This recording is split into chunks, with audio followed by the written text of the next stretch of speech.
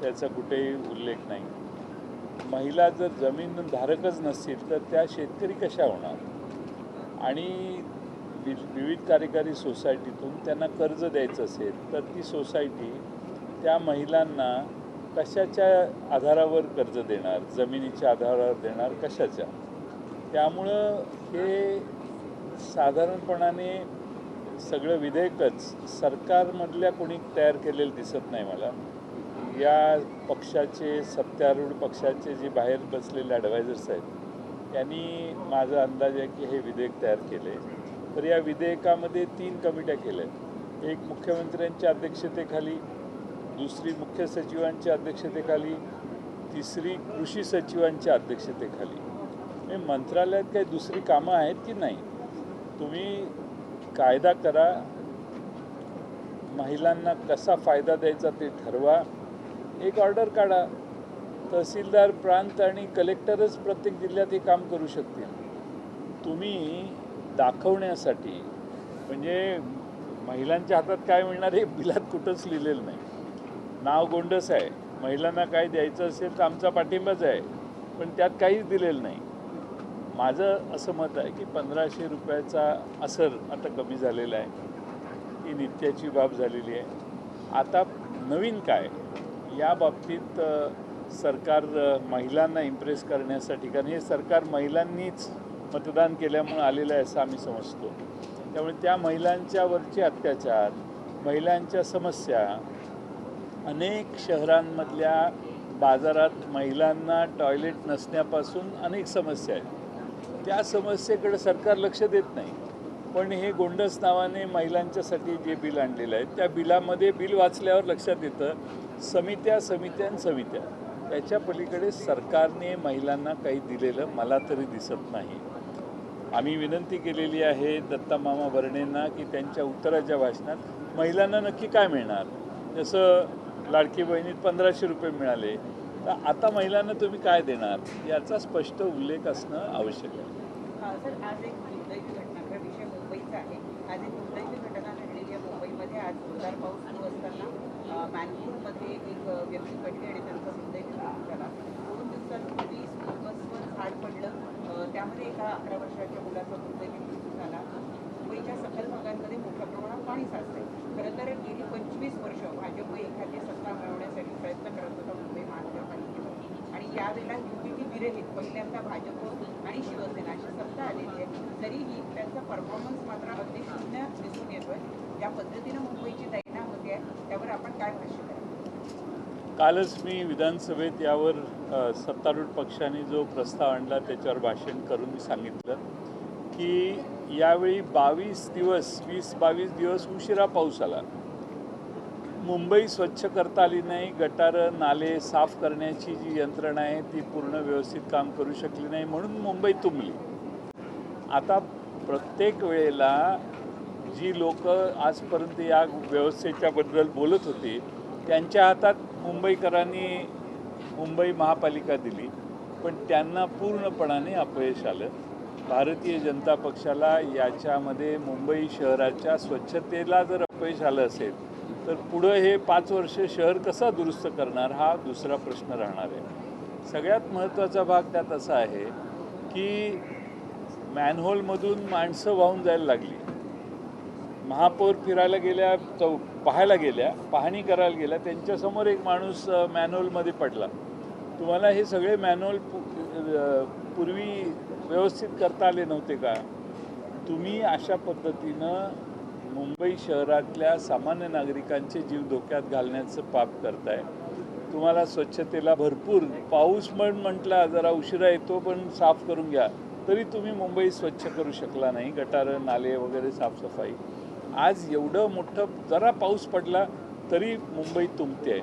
मुंबईची ठेवी महापालिकेच्या 90,000 कोटीहून 70,000 कोटीवर आणल्या यांनी. मागच्या 4 वर्षाच्या प्रशासकीय राजवटीत 15-20 हजार कोटी रुपये खर्च केले. ते कुठे गेले? नुसत्या कोस्टल रोडला गेले असं मी मानत नाही. तर उरलेले पैसे कुठं गेले याचा खुलासा आता मागचे यांचं सरकार आल्यानंतर, यांची सत्ता आल्यानंतर 2-2.5 हजार कोटी रुपये कमी झालेले आहेत. त्यामुळं पूर्वीच्या लोकांनी ज्या ठेवी ठेवल्या मुंबईची मत्ता वाढवली, त्या सगळ्या ठेवी मोडून काढायचं काम, मोडून खायचं काम आता सध्या चालू आहे. पण तुम्ही जे काही कामं करता त्याने मग रिझल्ट काय येत नाही याचा खुलासा मुंबईकरांना व्हायला पाहिजे. मुंबईकरांच्या लक्षात आलेलं आहे की आपण मोठ्या प्रमाणात आग्र्याला बळी पडलो, मतदान केलं आणि अनेक वर्ष ज्यांच्या हातात सत्ता होती ती काढली आणि दुसऱ्यांच्या हातात दिली. पण ज्यांच्या हातात दिली ते पूर्वीच सत्तेत पार्टनर होते, 50% वाटा यांचा होता, तरी देखील ते काही करू शकले नव्हते. मुंबईकरांनी त्यांना संधी दिली आणि पहिल्याच पावसाळ्यात फेल्युअर मोठं झालेलं आहे असं मला वाटतं. सर, आज खरं तर 2 तारीख आहे आणि 3 वर्षांपूर्वी आजच्याच दिवशी राष्ट्रवादीमध्ये 2 गट किंवा राष्ट्रवादीचे 2 पक्ष झाले होते. त्याला 3 वर्ष झाले. तर पुन्हा एकदा मर्जरच्या चर्चांना उधाण आलेलं आहे. राष्ट्रवादीचे खासदार अमोल कोल्हे यांच्या एका वक्तव्यावरून खरं तर याला अजून एक जोरा मिळतोय की काय असा प्रश्न उपस्थित होतो आहे.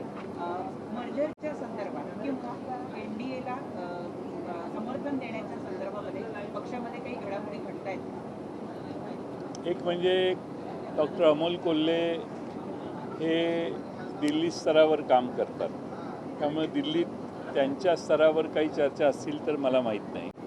आणि महाराष्ट्राच्या स्तरावर पक्षाचे अध्यक्ष आमचे शशिकांत शिंदे आहेत, त्यांना यावर भाष्य करण्याचा अधिकार आहे. त्यामुळं त्यांचा मार्गदर्शनाशिवाय मी काही बोलू शकत नाही. त्यामुळे यावर भाष्य मला करता येत नाही, खरंच सांगतो. ठीक आहे, मला माहीतच नाही काही.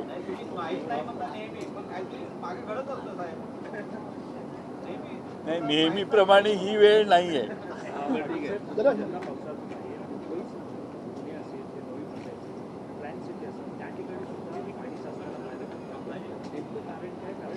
नेमकं कारण मुंबईकरांना प्रचंड भ्रष्टाचारालाही तोंड द्यावं लागतं. कुठलंही टेंडर महापालिकेत निघालं तर ते 1000 कोटीचं टेंडर 1,500 कोटीला असतं. मी काल विधानसभेत याच्यावर माझी मतं व्यक्त केलेली आहेत. त्यामुळं या मुंबई शहरात प्रचंड मोठ्या प्रमाणात महापालिका हातात आली तर त्याचा दुरुपयोग करण्यासाठी सगळे गुंतलेले आहेत. मुंबईकरांची सेवा करण्यासाठी कुणाचंच लक्ष नाही.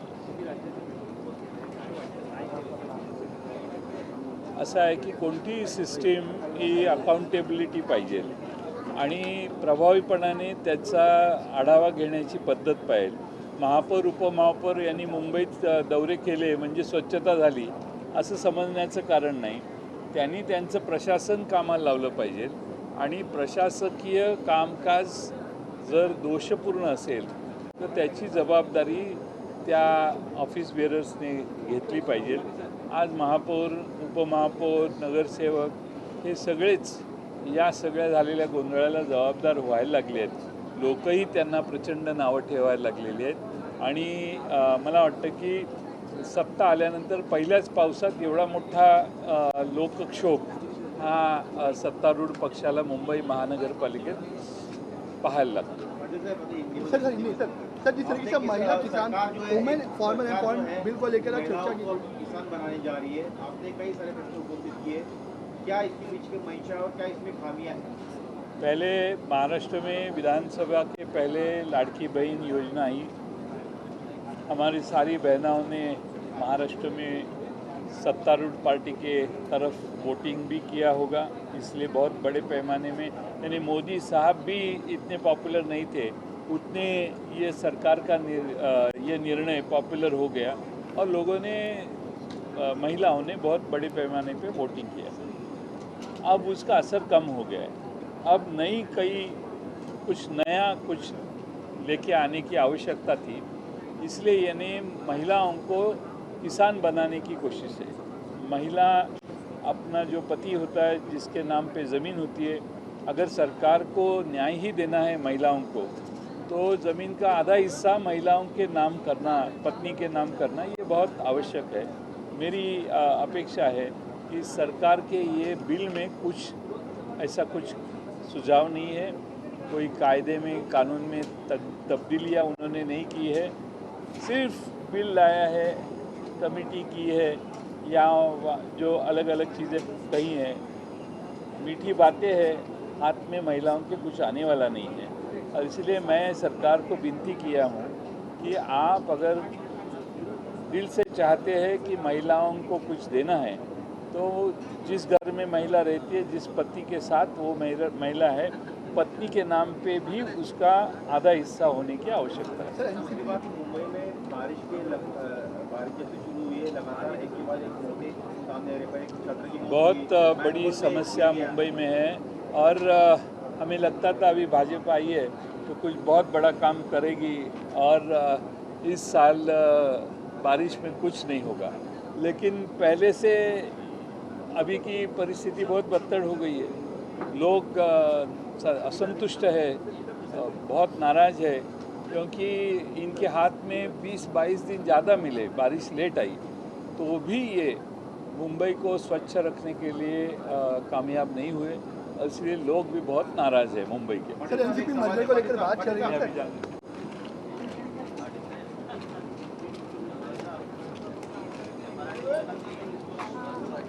काय होत आहे मला सांगा. नंबर आहे ना तुमच्याकडे संध्याकाळी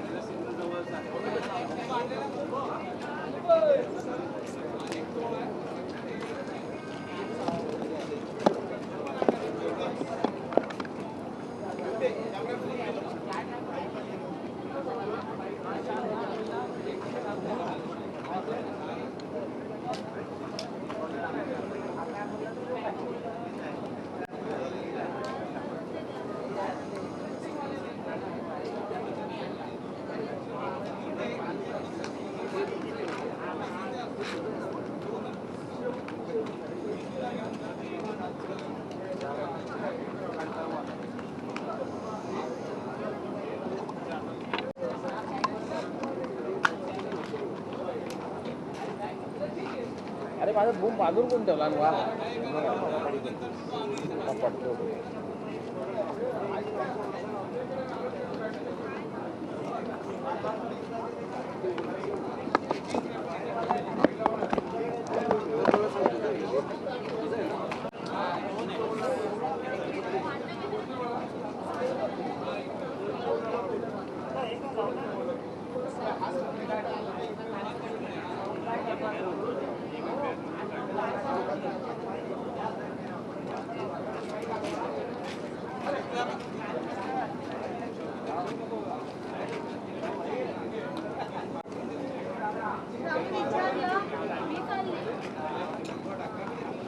सर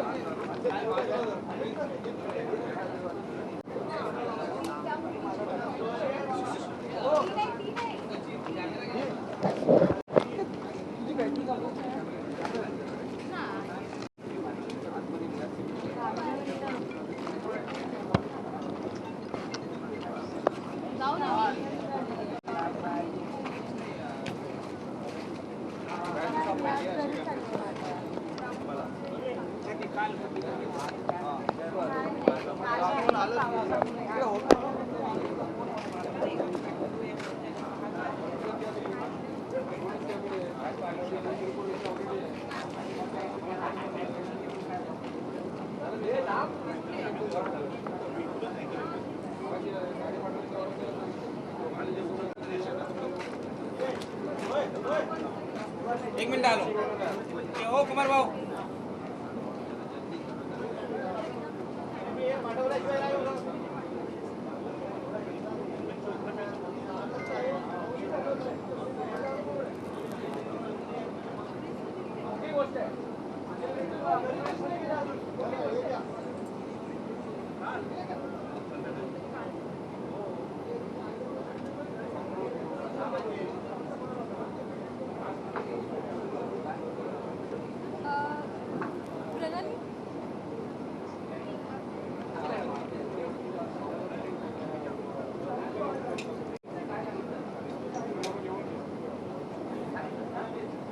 चला ना हो. आपण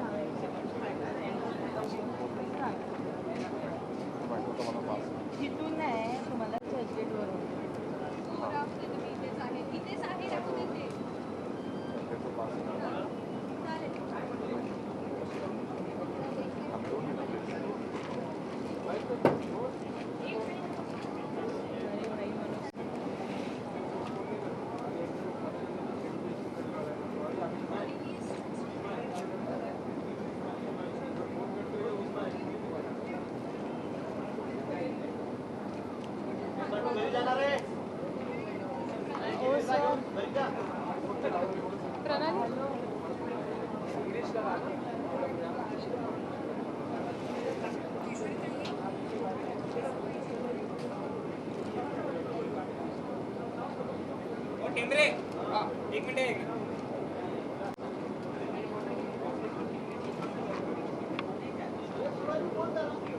hello hello hello hello hello Jitendra Waghmare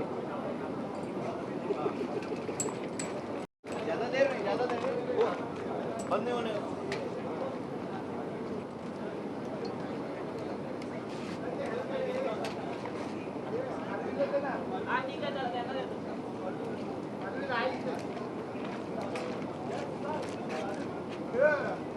गाड़ी बुला क्या